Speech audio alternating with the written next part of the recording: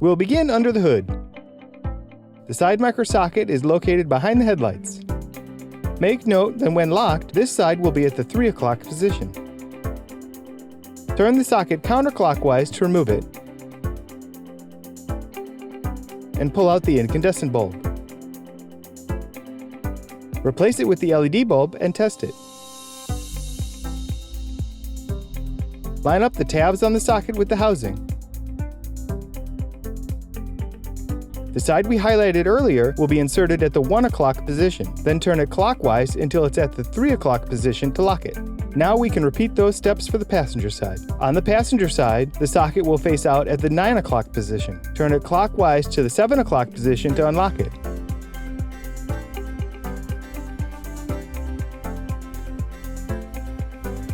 Pull out the incandescent bulb and replace it with the LED bulb. Test it and we can put it back together.